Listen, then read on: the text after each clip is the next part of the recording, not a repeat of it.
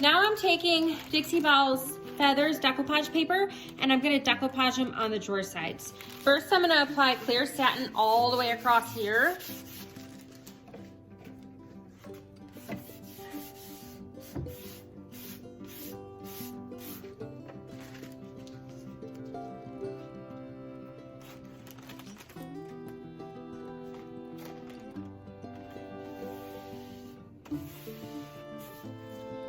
I'm taking Clear Coat Satin and I'm going to put it all over this paper.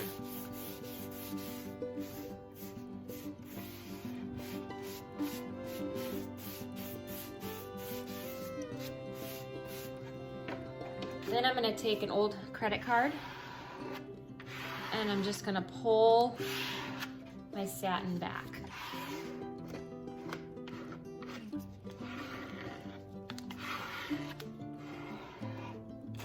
What I like about these papers is that they actually line up in a repeating pattern.